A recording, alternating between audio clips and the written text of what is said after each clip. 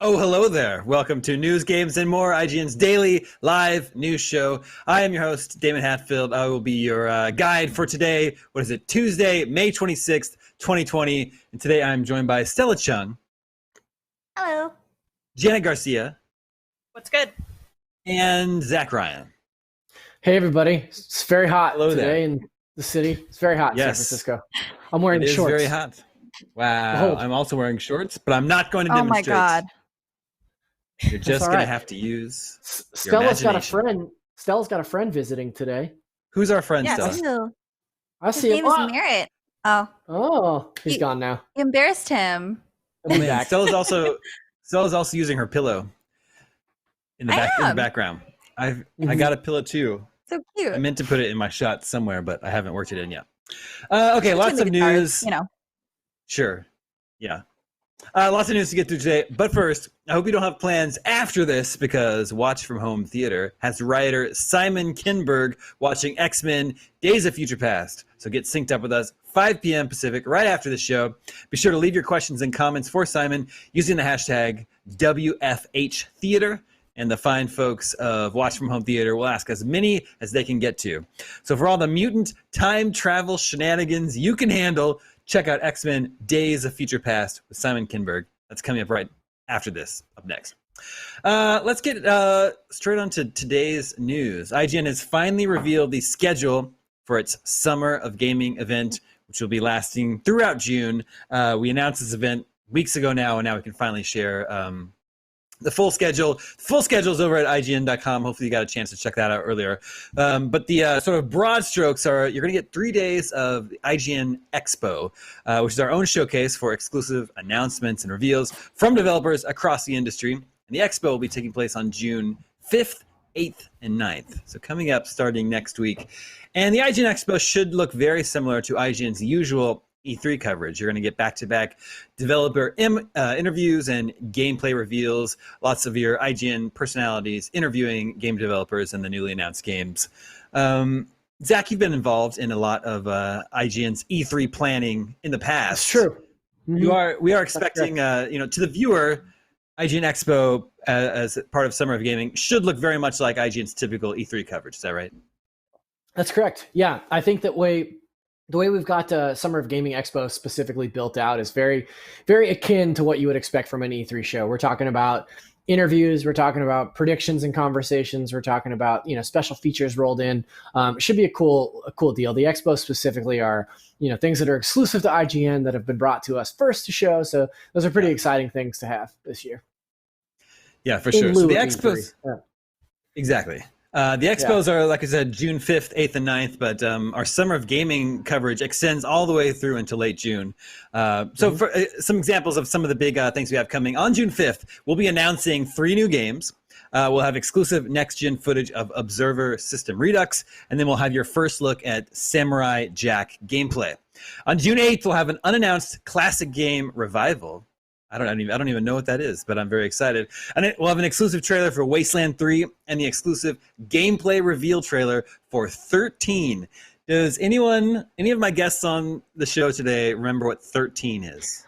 Oh yeah, that's a very lesser known David Duchovny vehicle from Ubisoft. Wow. Cell shaded first person shooter.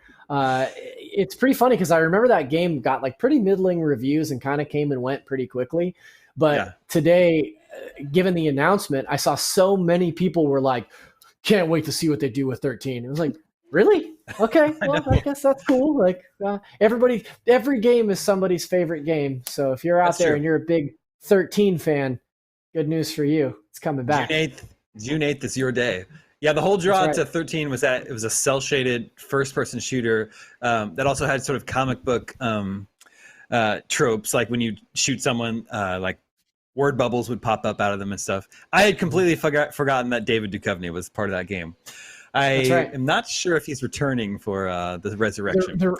The remake is promising 20% Duchovny, so 20%. I just made that up. I don't know if that's true. Another highlight, June 11th, that'll be the CD Projekt Red live stream. So, of course, you'll be getting lots of Cyberpunk news, hopefully some gameplay. And that'll be covered with IGN's usual pre- and post-show coverage. And that same day is EA Play Live. And remember, EA supposedly has an unannounced Star Wars game coming later this year. So hopefully that day, June 11th, is the day we'll be learning more about that. Damon, yes. Before you continue, what are the odds that the unannounced game is a 13-13 revival for Star Wars? But except it's just 2 David Duchovnys in the game. I was gonna say it's gonna have to go. How many 13 games do we have room for on our show? I don't know. And then June 15th we're gonna have gameplay of the Destroy All Humans remake, the gameplay debut from Mafia Definitive Edition, and exclusive gameplay of SpongeBob SquarePants Battle for Bikini Bottom. And those are just a few highlights that we've got coming up. Sorry, I heard a deep breath, like you had something to say. Nope. I was kind of curious, these classic game revivals. If you had your pick, what classic game would you revive in a PlayStation 5, Xbox Series X world, Damon? Oh, I thought you were going to ask one of our other hosts. I'm going to ask the whole panel, but I figured I'd start with you. I'll do one that Konami tried to do last year with just absolutely catastrophic results, and that'd be Contra. Okay. I'd want them to do something like Sega did with Streets of Rage 4, and just let another smaller team that's very passionate about it make that sequel for them. They need to find some really talented indie dev to make a new Contra game for Konami. Konami doesn't need to make them itself. Nah. How about you, Stella? I have no idea. Well, you have to. That's the show. You have to come up with something. Right. I mean, I guess Banjo-Kazooie, but I know they made like some, I think, what was it? The Rare Replay bundle for Xbox? Yeah. But I wouldn't mind a lot of that team also worked on Yooka-Laylee, which was like a spiritual successor. That's right. Yeah, but I wouldn't mind a remake of the first game, I guess. Wow. Okay. That would be awesome. Janet, what are you thinking? For me, less retro, but I'm really partial to the rumors swirling around with Nintendo bringing back some classic older Mario games.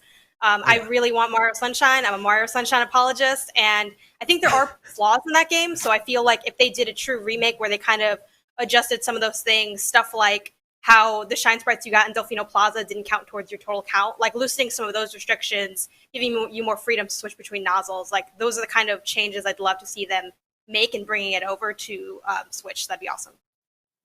I'm also a Super Mario Sunshine apologist. I feel like you're a real Mario. I feel like you're not a real Mario player unless you've taken on those levels that are Sans Flood, because those are some of the hardest 3D platforming levels of all time. They're so good. My pick, I would love, also Konami, Damon, I would love for them to bring back Castlevania. I feel like we've been too long without a Castlevania in this world. Yeah. It'd be nice to see. Quite a long time. Bloodstained for you? I was going to say, Bloodstained was really great. Bloodstained was very, very good, and I loved it a lot. But there's something about, a very traditional Castlevania that I'd like to see. Yeah, I can get on board with that. Yeah. Anyway, the full schedule is live now at IGN.com. Make sure to check it out. Get excited for Summer of Gaming. It's all kicking off next week, right here. Let's move on to some more news from today.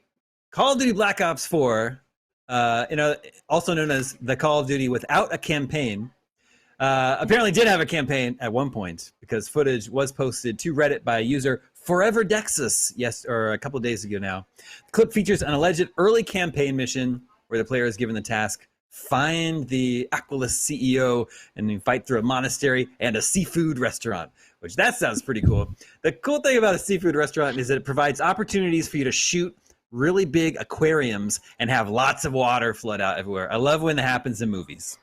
This would be a perfect opportunity for people to relive their favorite scenes from the film Venom, when he does like a weird freak out in a seafood restaurant. Yeah, doesn't he jump into an aquarium? Yeah. Oh, that's a bad movie. Yeah. And I haven't even seen that movie. I haven't seen it yet. Yeah, that's a terrible I know about movie. that scene. It's very good. Now, I'm not sure how this Reddit user accessed this footage. That's unclear to me. But it was sort of an open secret that Black Ops 4 did originally have a campaign at one point. In this footage that was released, apparently a lot of the models are unfinished, but the core structure of the mission can be sort of seen through, and it appears to be modeled on the Black Ops 4 multiplayer map Seaside. Stella, did you play much of Black Ops 4? I did. I was just going to say this map looks really familiar, but I couldn't remember the name of it. But yeah, that's exactly what it is. I remember having a lot of good and bad matches on this map. So I don't know. I really liked the story mode. Looks interesting. Yeah, I mean, it was controversial at the time, and yet Black Ops 4 ended up being the second best-selling game of 2018. It probably would have been the best-selling game of the year had it not launched alongside Red Dead Redemption 2. Ooh. So it was proven that Call of Duty does not need a campaign. Then, of course, 2019's what was that? Modern Warfare it brought the campaign back. So no. Did you spend any time with Black Ops 4? No, because I haven't played a Call of Duty game. But as far as the campaign aspect goes, I think it's interesting because there was a lot of pushback originally. And while some people totally do play it for the campaign, it's still the minority. And I think it kind of falls into there's like an interesting category of things where there are like things we want as gamers versus things we actually use. And like, I'm totally victim to this with like, oh, I want all these games, or all like, I got Apple Arcade and I like almost never play it. And like, sometimes it's nice to just have stuff, even if you don't end up engaging with it fully. So I think the fact that it was still successful despite not having that is an interesting example of sometimes what we're really vying for isn't actually that big of a deal in terms of like the capitalism aspect of it. Now, an important update. Stella, our good friend in chat, Forgy, thinks you might like Venom. I'm not sure what that's based on. Oh, really? Okay. Not sure what it's based on, but he thinks you might like it. So, okay. I guess I'll have to give that a shot. Prove them right or wrong.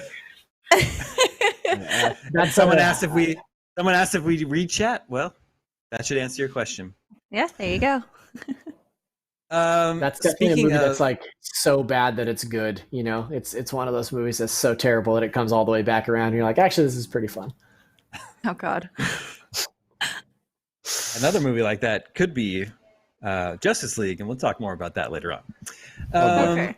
But speaking of Call of Duty, we've learned Xbox's Games with Gold for June, and Call of Duty is not one of them, but it will be coming to PlayStation Plus next month in June.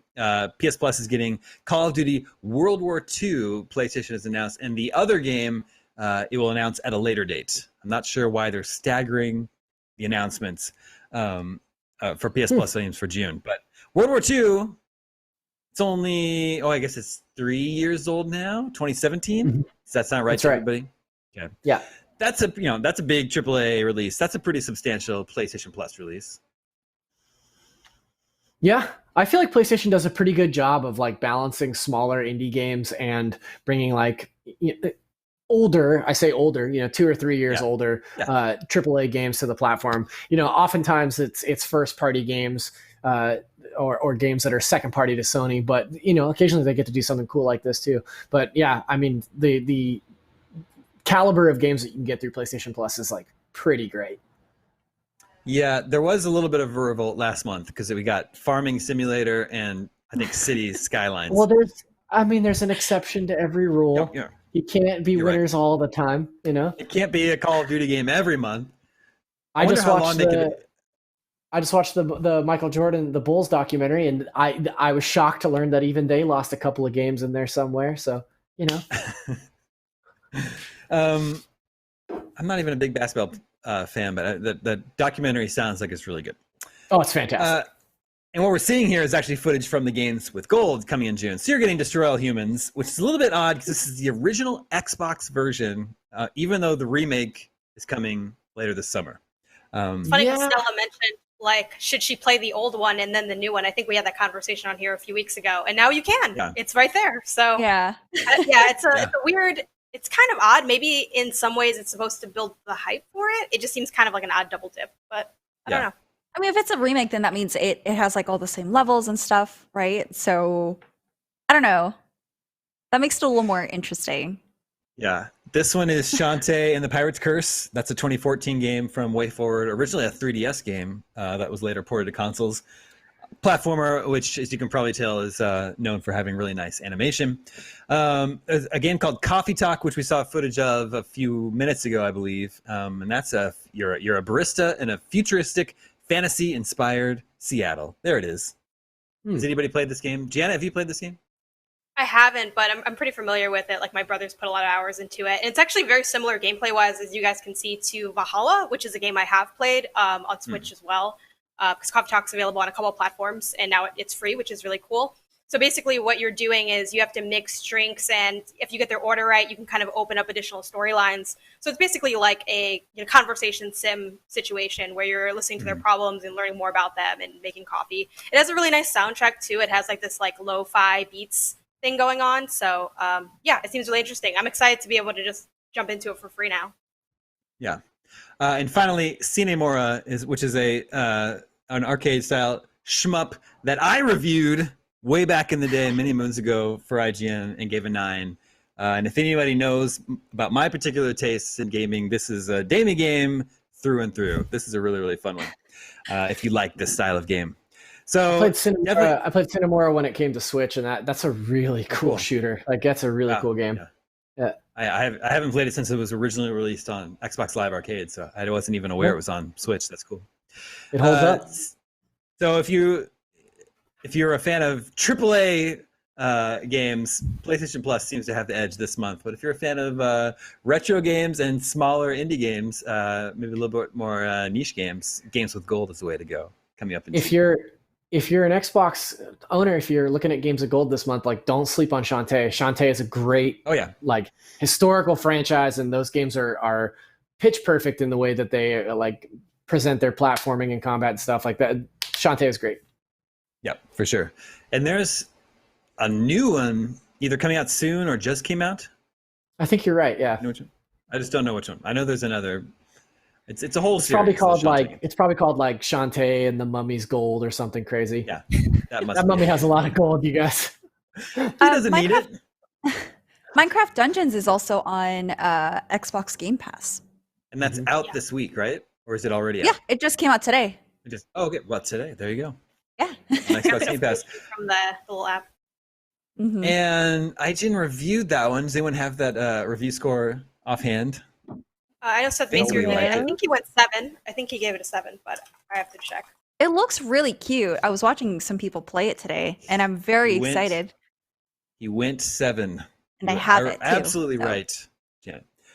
You haven't played it yet, Stella? No, not yet. I'm saving that for tonight. Okay, well, Nice. Give us an update next week. Mm-hmm. Yes. All right, let's move on. Now, there's a story about The Last of Us Part 2 today that I thought was a little strange.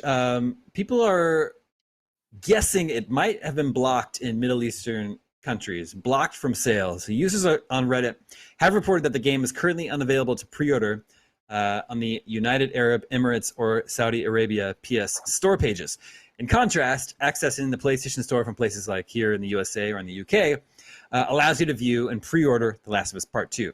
So many users have come to the conclusion that the game may have been banned and blocked for sale in these countries. But I don't know. For me, there's a little bit of a walk between this game is not currently available for pre-sale and this game has been blocked or banned. Mm-hmm.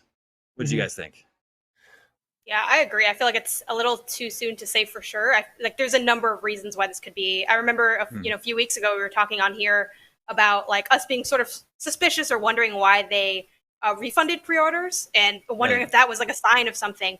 So I feel like we can definitely speculate, and I think it's fair to discuss it as a rumor and there's evidence to support it. But until we get more information, it could really go a number of ways because we don't really know what's happening on the back end. It could just be like a clerical error or an issue just rolling it out or an issue related to having recently refunded all those pre-orders. So there's a lot of answers that don't necessarily mean that it's banned.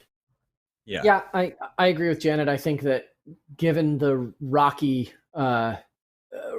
road, I guess, for lack of a better term, that Last of Us has had in the last couple of months, it's a very delicious ice cream and candy bar, but a tricky situation for a video game to be released on. But I think that, listing delisting something and then relisting it, there might be all kinds of like back end stuff that we don't understand, and there might be windows of time where things are blocked out for, you know, reinstating pre-orders or whatever that might be. So, you know, until Sony comes out and says that the game won't be sold in the United Arab Emirates or Saudi Arabia, like, I don't think that you can really make a call as to whether or not this actually means that the game is blocked.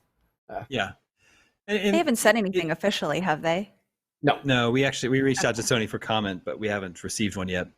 And it is true that, you know, when people point out that some Middle Eastern countries have more conservative attitudes towards some of the themes that are in The Last of Us Part 2, I still think it's a little bit far. They're kind of jumping to conclusions when they're just guessing, just assuming it's been outright banned. Thickening the plot is the fact that if you search for The Last of Us Part 2 on both the United Arab Emirates and Saudi Arabia PS stores, you can find avatars and themes for The Last of Us Part 2, just not the game itself. So I don't know. It's not like it's been totally scrubbed from these stores. Mm-hmm. It's interesting. I think another reason that I'm leaning on it probably not being banned is if it's banned due to the content. I feel like the content's been known for some time, and I'm not sure when all the ratings hit, because that's different than, like, you know, seeing a trailer is different than getting like an official rating from a board. But I feel like if this was the reason, we might have found that out earlier. I think we also have to take into account the bias in the situation. Like, there's a lot of eyes on The Last of Us Part 2. You know, and Naughty Dog in general, details, like stuff from employees, stuff from people that claim they're employees, like job postings, like there's a lot of eyes on this game. So who's to say that this kind of situation hasn't happened before with other games that were like less high profile, where we didn't even notice this was a thing. But since it's The Last of Us 2, it's inherently more newsworthy because it's like this big game release. That's true. Mm-hmm. Yeah, it's also possible. I have no like knowledge about this. It's just possible that maybe it'll be modified in some form to be released there, and that hasn't been finished yet. So I don't know. I'm just trying to think of all possible outcomes here. Yeah, I remember the recent RE game having like gore stuff changed based on like what regions it sold in. Like that. Ooh, that was a lot. Mm-hmm. That was intense. Yeah.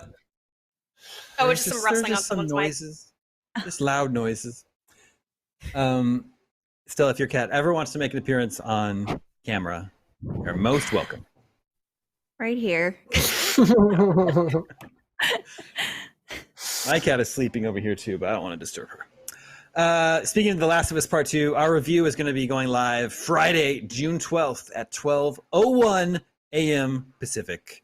Our own host of Podcast Beyond, Jonathan Dornbush, is handling that one. And June 12th is about 2.5 weeks away, so he's got an early head start on his review. I mean, Naughty Dog did say that this was like by far their biggest game, their longest game. So you know, it's always nice when a reviewer has the opportunity to get in early and really explore the game, and doesn't have to like just sprint through a review to get to the end of something that's probably 40-ish hours, I would assume. You know, maybe 30, but yeah, somewhere in there. So good luck to him. I hope that he enjoys it. I hope so too. Speaking of playing games and finishing them, I'm in chapter 15 of Final Fantasy VII. I'm feeling really ready for that game to be over. Right? Hey, I got. Right? So wait, what after that? What part is that? What part is 15? Is I'm that in when you Shinra. get to Shinra? Yeah, I'm inside Shinra, working my way up. I have some bad news for you. Okay, great. Oh, it's so long. There's only like 18 chapters in that game, but you have so much more. Yeah, like oh my gosh. I also was. Oh Yes, yeah, I was it's so also long at that point. Yeah, it really. I love that game. It's my favorite game this year. Like I think it's amazing. Even I was like, by the time I got to the third act, I was like, okay, the pacing is just totally messed up in this game. Like it's bad. And I'm mostly curious, Damon, to hear what you think should you make it through to the end, because that game really goes places, and I'm really interested to hear what you think about that. Yeah, I'm definitely going to finish it, and I've heard that they took a lot of liberties at the ending, so I'm interested to see how that works out. I just decided the whole game in the last couple of chapters. Like, it's so long. It's like I don't want to spoil anything for how long it is, but it's long. It's really long. Is it good though? Like, it's long, but it's good. Like, the only what what are the main complaints you guys have with that game? It's I would say that it's the pacing is really off in the last third of that game. Like from the time that you get the final mission, like I'm going to go to this place to do this thing, to the end of the game is way more time than I think you would anticipate being there. And the game sort of ebbs and flows from doing like really monotonous, mundane stuff that is like, why is there so much of this one particular thing or activity that I have to do, to like really high crescendos, like really amazing moments and like really great character beats.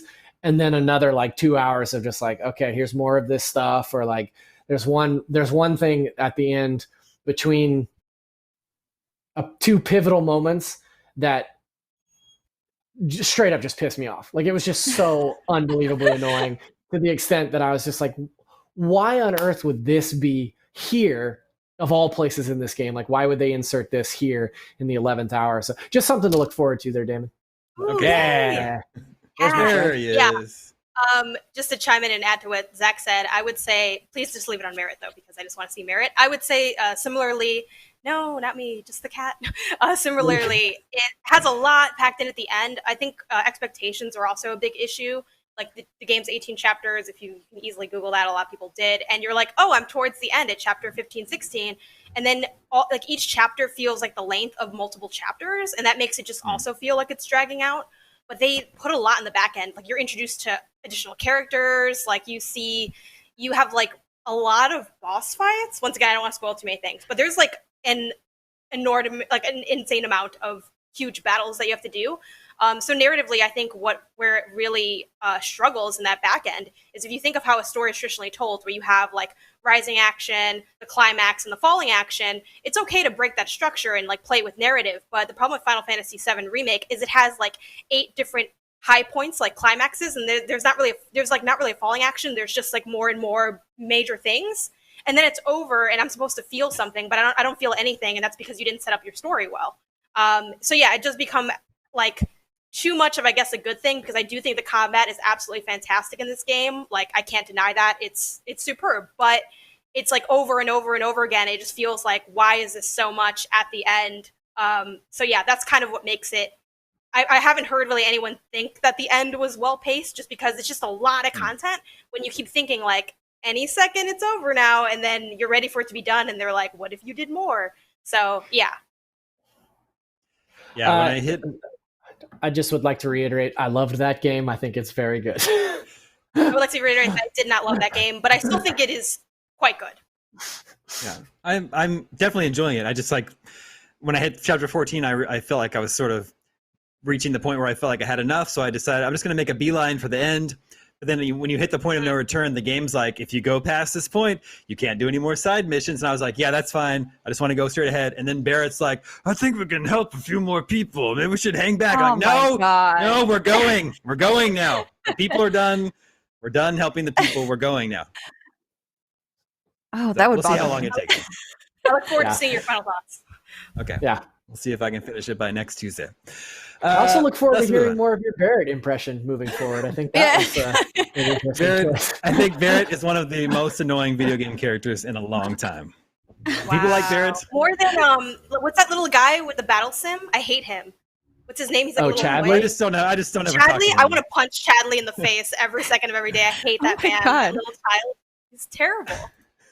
All right. Anyway. I just ignore him. Okay.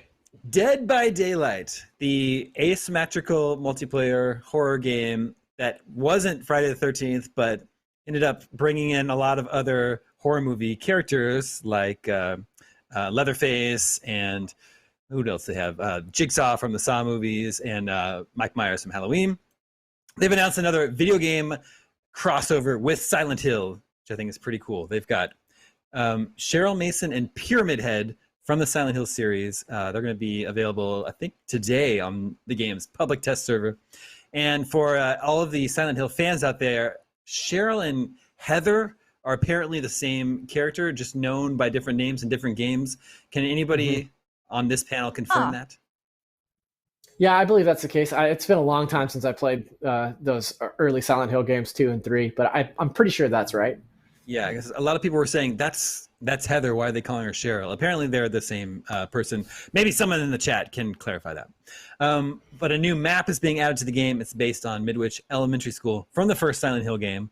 The new map will be playable for all players, regardless of whether or not you purchase the Silent Hill DLC. As for Pyramid Head, the character, when you're playing him, his strongest ability is a power that creates a trench that summons the powers of Silent Hill.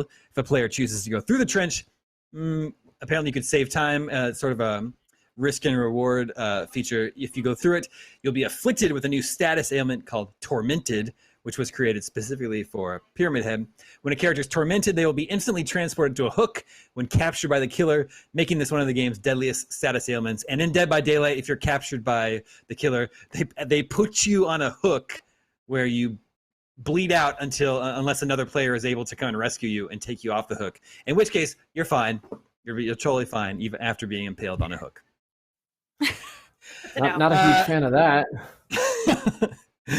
So aside from a 2017 collaboration with Left 4 Dead, this is the first time a survivor and killer from another video game series has been added to Dead by Daylight, and I think that's pretty cool. It's also pretty cool as a way to keep Silent Hill alive, because Konami is not making any more Silent Hill games. And I like that it's Pyramid Head. I think Pyramid Head is like one of the most iconic and terrifying video game villains. You know, he's up there with Nemesis in terms of his spookiness, so it's kind of cool that it's him in the game too. Zach, you played any Silent Hill? Yeah, I played the first 3 for sure. I think I gave up when it was they got to the room. That was the one that I kind of turned me off of Silent Hill. But I also think Shattered Memories on the Wii is like a really underrated Silent Hill game. It's sort of a spiritual successor or pseudo remake of the first game. There's a lot of different stuff in there as well. But that's a really cool game. Really cool stuff happening in that game. Very psychological horror. Stella, you do not like horror games, is that right? No, I do not do well with them at all. But so I know a while ago we talked about, I think we did an IGN Now talking about a Silent Hill artist, someone who had worked on Silent Hill previously, saying that like a new project was in the works, they should be excited. Is this what they were working on? Because I think a lot of fans will be disappointed to find out it's not another game, it's rather just a collaboration. Yeah, I mean, I have no idea if this was what that artist was referring to. There's also been rumors that Sony has either purchased or licensed the Silent Hill IP from Konami to make a next-gen Silent Hill game. But that's just rumors. We're not confirming. I would like to see it. Sometimes I wonder, are these rumors or are they like wishful thinking? You know, people are like, it's going to happen. And it's like, wait, is that based on something other than your heart? It's like, so, and they're like, it'll happen. But yeah, I mean, that remains to be seen. I think, I don't know how much, like, I'm not in the Silent Hill community. Like, I haven't played a Silent Hill game because it's scary. I do want to play more horror, though. Like, I'm slowly easing in with some Resident Evil games. But, yeah, I imagine that this is, like, fine. Like, I don't think it's, because it wasn't, like, heavily hyped up and just kind of announced, I don't think people would be bitter about it not being something larger. But I do agree with Stella that if this is like the big lead up thing, then that would be unfortunate. But the good news is you have no way of knowing if it is or not. So I guess you have like no way of being mad in a weird way. Janet, you played through all of Luigi's Mansion 3, so I think you can handle it. I did. Games. It was there was a lot of when the cat scene was intense. So yeah, no, horror wise, I played RE2 remake and RE7, right, is the most recent one, Biohazard 7. Oh, right? I can't play that one.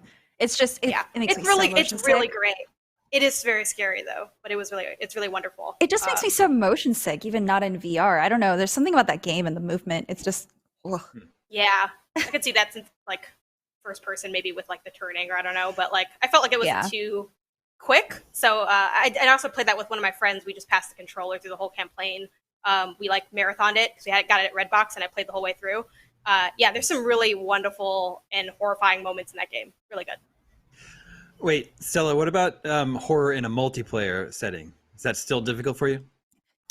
Yeah. Okay. I did play Dead by Daylight, and I did play, there was something called White Noise, and it's like one of your friends is the killer or whatever, and runs around, and I still nope. I'm good. You did a RE3 remake though on stream, didn't you? Oh yeah, no, that was bad. I had to record gameplay, like the entire capture of that. So I would be sitting here in broad daylight and getting scared by frickin' Nemesis, and I'd just be here like screaming in my room, and there's no context for people who are outside or like my neighbors. So yeah, that took me quite a bit to get through, just because I constantly stopped at like every corner to look around and be like, "Am I safe?" Janet, are you going to play the Resident Evil 3 remake? I am. It's just taking me a while to get to it with like so many other games to catch up on for Game of the Year and game like accolades. But it's on my list. I don't know. We were talking earlier about how Konami doesn't seem to interested in making its own games based on its classic franchises anymore. So, like, Zach, is this like good or bad that they're at least letting other developers have fun with their IP? I don't know. I think as a community, we're kind of trained to, like you were saying, like we're geared for wishful thinking, right? Like seeing Heather and Pyramid Head in one game might mean that, like, oh, maybe they're working on something else, and this is like a way to promote that. Maybe these guys are just like super fans and wanted to make a cool game with Pyramid Head added into it. And so, like, I don't know that it's good or bad. I think it's cool for Silent Hill fans for sure to get a little, spend a little time with their long lost pals. But as a kind of a fair weather Silent Hill fan, I could give or take. Like, it seems fine. I also think it's interesting that Dead by Daylight and Friday the 13th came out around the same time, and originally Dead by Daylight didn't have any licensed movie characters in it, and Friday the 13th had the ultimate slasher movie character in it, but then they lost the license of that game and it basically died, and now Dead by Daylight has these movie characters in it and it's totally thriving. I just wouldn't have predicted it playing out that way. Would you say on the whole that Dead by Daylight is a better game than Friday the 13th?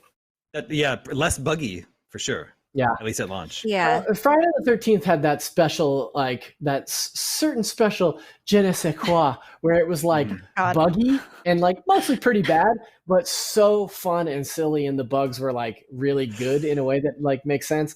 They also did Predator Hunting Ground, which is similarly buggy, but like not in a fun way, which is kind of a disappointment. Yeah.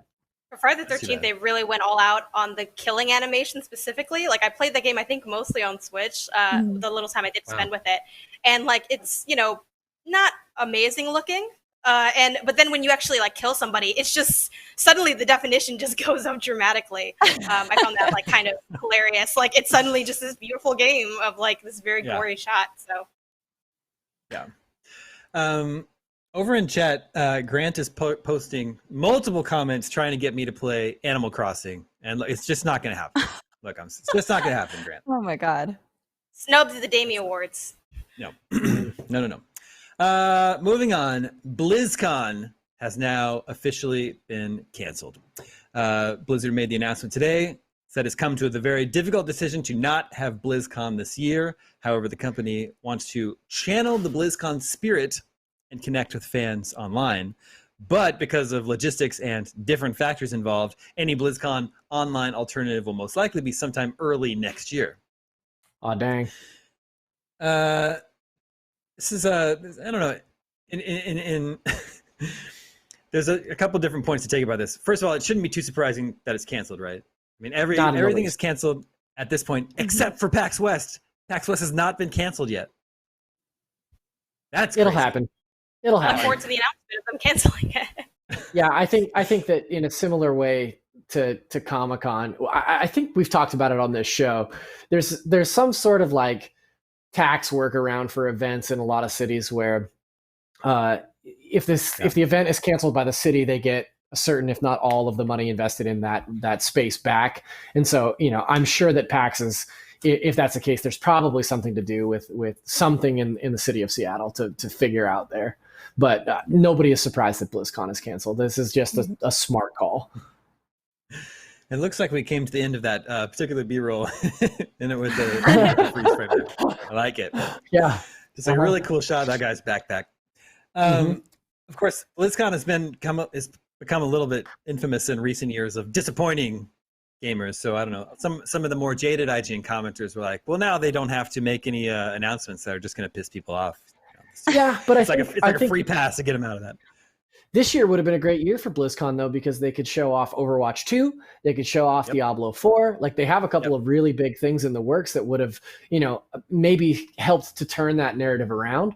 But, maybe they hold out for early 2021 and they deliver something equally cool in an online experience.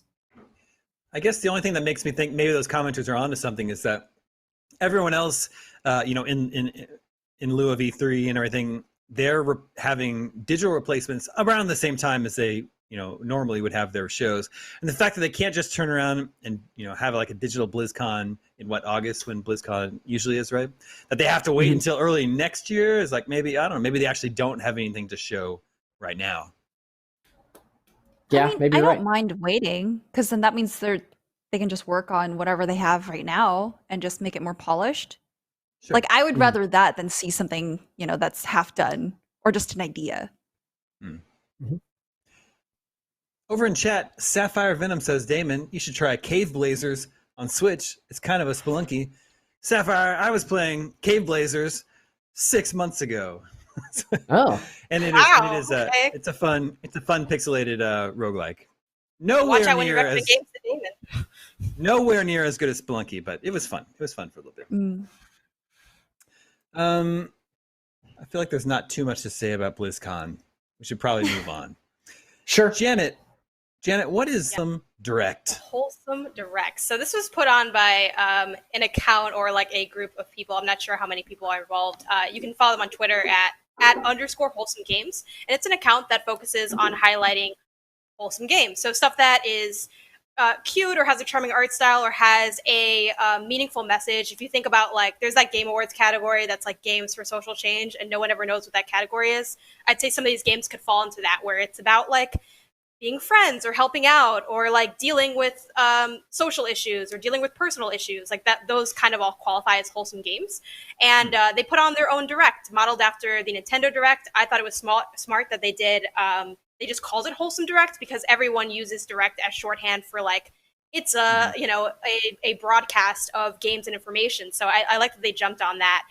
It went live at I think 10 a.m. PT today. You guys can check it out if you didn't catch it live. It was really cool. They showed 55 games in total, and ranging in titles from ones that you guys may already know about, like Ooblets, and mentioning that it's going to be in early access soon. They mentioned games that have kind of picked up steam in mainstream games media, like Kind Words, where you write letters to people. That's getting more content.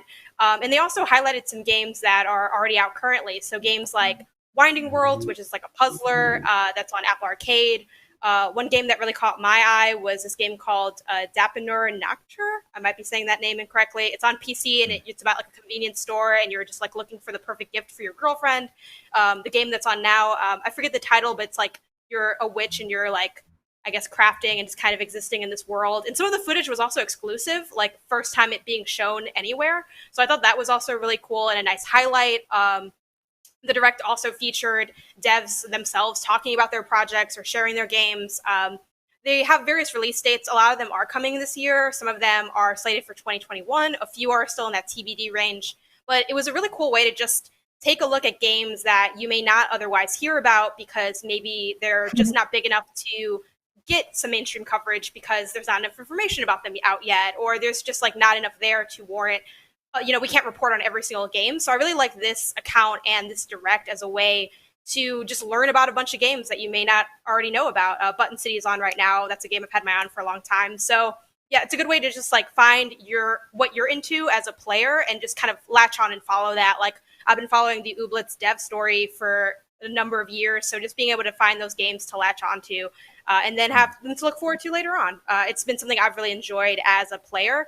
And it's kind of a nice way of what a lot of you guys come to for us, or like game recommendations and putting stuff on your radar that isn't already. I think this Direct did a really good job at doing that.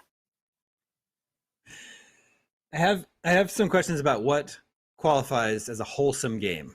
Yes. Mm-hmm. Like would Untitled Goose Game be considered a wholesome game?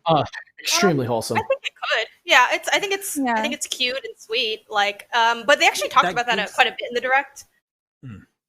about like what they think is a wholesome game, and different developers explained why they thought their games were wholesome. And one thing they mentioned, like the people putting on the direct, was a wholesome game isn't just about it being cute. Like it can deal with like really serious issues.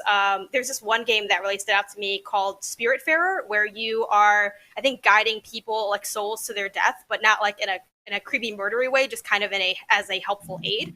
So they mentioned that like it can deal with dark themes, but at the end of the day, it's either something about it is charming and gives like the player something to latch onto. I think Goose Game could maybe qualify. They mentioned Animal Crossing is also like a wholesome game. Like if you follow their account, they'll like tweet out things about wholesome games. Their YouTube does the same. I think they even have like a collection of like a Steam list for people to look at. Like, hey, if you like this kind of content, here are like other recommendations. So it's a very specific form of curation that I just appreciate as someone that likes games like that, like cute little weird indie games that I would normally see in other spaces because they're maybe not large enough or what have you. So like this game right here, it's about like taking photos. Like I love when games implement photography. Like when BioShock had you take pictures of like the enemies, I'm like, oh man, we're in Pokemon Snap right now. Like I'm about it. Like I love that they dig into these very specific verticals. So yeah, it was really cool. That is cool. And then some of these games do seem really interesting. Like Kind Words is literally about listening to chill music while you write letters to strangers. Yep. And they have they just passed 1 million letters written in total, which is like wow, like an astronomical amount. And they've done a really good job on the whole, like of trying to make sure that that's like a positive thing and to like avoid trolls and people with like bad intentions. So and I was watching the Wholesome Direct live, and the YouTube chat was like one of the best live YouTube chats I've ever seen.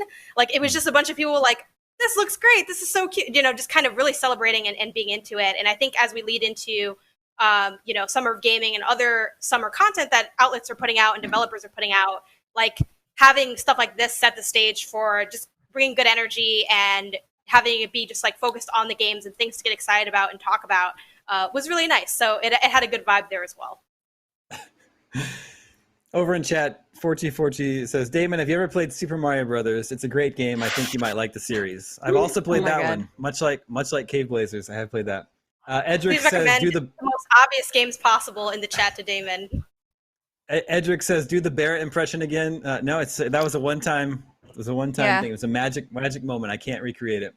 And then a couple of different people like Spider Gamer are asking any news for the Mafia Definitive Edition, and you should stay tuned for IGN Summer of Gaming on which day was that?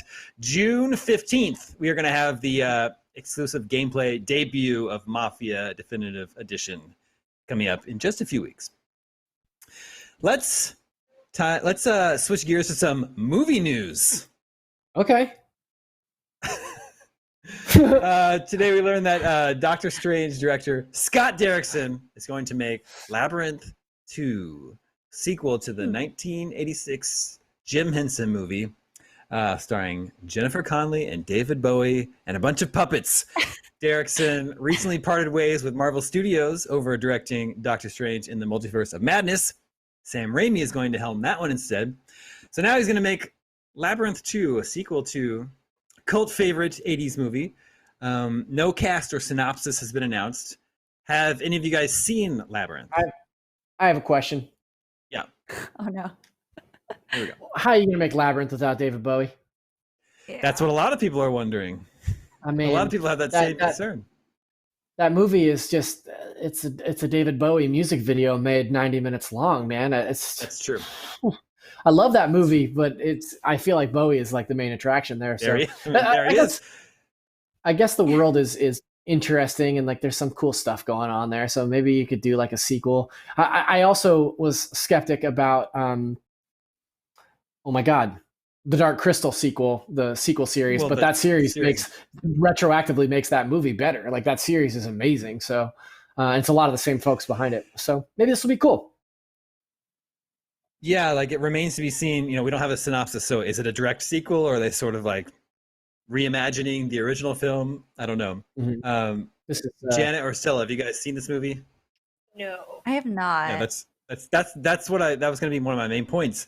The sort of like the people that have seen this movie tend to be a little bit older. So I just don't know. Like, I don't know who the target audience is for this movie. It's just old dudes like you and me, Damon. Just old dudes. So would it be so Labyrinth 2, so it's not a remake, it would just be like a continuation of the story? Well, like that's the unknown. That's the unknown. But the original Labyrinth had Jennifer Connelly was sort of a bratty teenage girl, and her very, very young infant younger brother gets like kidnapped by David Bowie, the Demon King, and she has to go into the labyrinth to save him. And along the way, she learns that her baby brother maybe is not so bad. And she also encounters a lot of really scary creatures and scenes that scared the bejesus out of me when I was a kid. A very scary movie for a kid.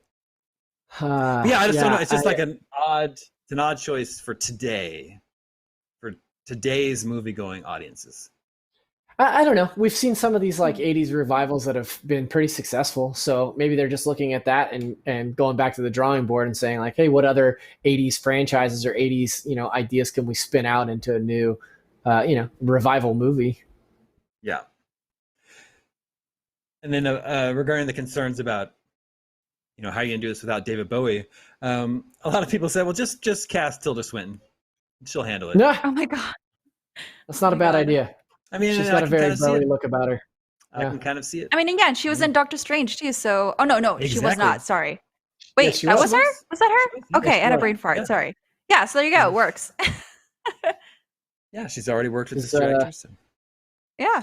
Does anybody remember when Cate Blanchett played Bob Dylan in that weird Bob Dylan movie? That was very cool. Yeah, I haven't seen it, but I remember that. Yeah. I think, Damon, I don't know why I said that. Of course, that was a total left turn. I was just thinking about other famous women playing historical musicians. Anyway, go on. Make that list. Yeah. So, from what you just, I'm just curious. From what you've just seen in that trailer, Stella and Janet, does that look like a movie you want to see? Not necessarily. No right or wrong answer. Yeah, I have AMC stubs, so whenever the theaters open up again, I kind of try to see whatever I can because I'm trying to get my money's worth.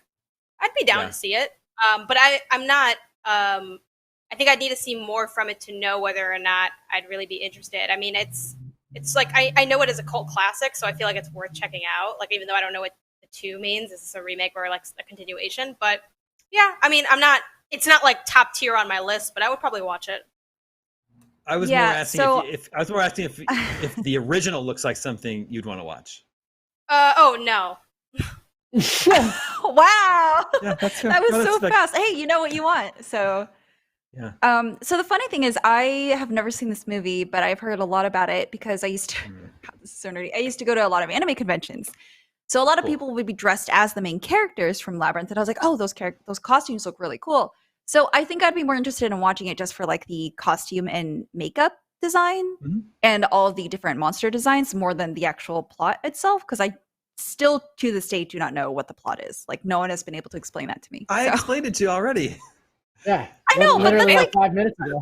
But through those, I don't know. There's just a lot going on that I'm just like, I don't know if I can observe all this because there's a lot of these weird. I don't know. It looks slightly creepy too. There's not that much going on. It is creepy. What's going on? It is creepy. Okay. And finally, today, yes, this is finally. Last week we learned that Zack Snyder will actually make the Justice League Snyder Cut. Oh God. But it's apparently more than just a matter of sort of re-editing it in the editing room and throwing it out there. It will apparently cost north of $30 million to create the Zack Snyder Cut of Justice League. Earlier reports pegged the cost of bringing his true vision to life as being between 20 and 30 million. Then in a podcast interview, it's HBO, the boss of HBO Max, Bob Greenblatt, admitted that he wishes the Snyder Cut would only cost $30 million. He says, it isn't as easy as going into the vault and there's a Snyder Cut sitting there to put out. Zack is actually building it, and it's complex, including, and I don't want to get into too much detail that we haven't already talked about yet, but new effect shots. And then he described it as a radical rethinking of that movie, complicated, wildly expensive, which is, of course, a number I won't quote. This is his quote. I'll just say, I wish it was $30 million and stop there. So I guess at one point I have to wonder, I wonder, like, like, is it worth it? There's been a vocal throng of fans online that have been shouting for the Snyder Cut. Now they're getting it. Is it worth $30-40 million to put this on HBO Max? You could make 2 or 3 good movies for $30 million. You know, sure, I think that it's Blumhouse horror movies. Yeah. I mean, it just seems kind of crazy to me that they're spending such an exorbitant amount of money on a movie that was like a pretty bad movie to begin with, and I don't really necessarily feel like a 4-hour cut of that movie is going to make it that much better. You know? Yeah. Oh my God, it'd be I think 4 it's hours. not about it's not about will it be good. It's will it make money. And I think if they're willing to spend that money, they must think they're going to make it back and then some. Like, no one goes into making a production at that scale saying, you know, honestly, I don't know if we're going to make our money back. Like, we've definitely seen times where the film has not made its money back and has actually lost money. That's a possibility. But like, the whole reason they're doing this is for the money at the end of the day. It's not like the kindness of their hearts. It's not because of it's because they think that they'll make money off of doing it. So we'll see. Yeah, except it's not coming to theaters. It's coming to HBO Max. So in order to make that money, people are going to have to subscribe to HBO Max. I think that's the strangest thing, right? Because you could have people over, you could share your account, so they would probably lose out on more money than if they were to show it in theaters. So that's really interesting to me that they're talking about bringing this, because I don't know if it's going to help them at all. I get what you're saying, and I've already thought about it. Don't worry. Okay, good. I'll take one for the team. I'll subscribe to HBO Max. Put my username and password with you guys, so you can all watch Justice League 2 or whatever. It's going to be great. Oh, God. Leave it in the someone chat. Someone said that this is movie DLC. That's pretty good. It's the definitive edition. I haven't seen Justice League. Zach, you've seen it, it sounds like. Yeah. Oh, yeah. It's on a plane. There was a period there. There was a period there where one of my favorite pastimes was we'd go to like Alamo to see DC movies specifically, so we could get hammered drunk, because most of those movies are pretty bad. So yeah, for sure. Yeah. But Janet, Stella, have you guys seen Justice League? No, I prefer to get drunk and not watch that movie. Yeah. I saw some of Aquaman, and I was like, no. Aquaman was all right. It was. The stunt work was really cool, but aside from that, for me, it was not for me. Zach, do you remember what happened? Zack Snyder was making this movie, but he had some personal issues and couldn't bring it home, so they got Joss Whedon to finish it. Is that right? Mm-hmm. Yeah. So the whole idea is about the Zack Snyder Cut is that fans think that if Zack had actually been able to finish the movie on his own, it would have been better. Yeah, well, there's a lot of scenes. There's a lot of scenes that had to be reshot. There was a lot of stuff that had to be rewritten for Justice League. That they're talking about bringing in some of the actors to actually do reshoots for this Snyder Cut of Justice League as well. So I think it stands to be a pretty significantly different film than what was released in theaters. But that being said, given the rest of the DC oeuvre, I don't have a ton of faith in what that cut would look like. Yeah, the last couple DC movies are good though. Birds of Prey and Shazam. Yeah, they've really turned it around. Yeah. I just have two things. One, Damon, that hat's fantastic. Two, where did you get the just hat? Noticed because it? I haven't seen. I didn't notice it a time ago, but I didn't mention it because I didn't want to interrupt the flow of your transitions that you had worked so hard on. And the main question of where you got it is because I haven't seen that style since I want to say 2009 or 5 or something, back when they used to have that was a very trendy thing when my brother was in high school. People would have belts that had you put insert whatever text you want to put it across. So those are my one question. One's an observation, the second one's a question. So where'd you get the hat from? Well, thank you for noticing. I'm very happy with this hat. One day I was scrolling through Instagram and an ad popped up for this hat, and I thought, well, I have to buy that. Those Instagram ads are vicious. They're so accurate. I bought something off an ad today. To be fair, those ads haven't done me wrong yet, but it's so hyper-targeted. They haven't so much. Yeah. It was so hyper targeted. Zach, I don't even remember when I ordered it. It's like something will be perfectly targeted to me, and I'm like, well, I have to buy this. I totally forget about it, and then weeks later, it shows up in the mail, and I'm like, oh yeah. Zach, at some point, some Godzilla shorts with cartoon depictions of Godzilla and other monsters are going to show up. And it was another. Oh my god! Yeah, that sounds great. So I'm really excited about that. Oh man. Well, everybody, thanks for hanging out with us today. Remember, coming up right after this is Watch from Home Theater with X-Men Days of Future Past, and Simon Kinberg is our guest today. So he'll be taking your questions. Ask us questions with the hashtag WFH Theater, and they'll be answering them live before your very eyes. Thank you to my co-hosts, Scylla, Zach, and Janet. Everybody have a great night, and we will be back same time, same place with more news, games, and more tomorrow. We'll see you then.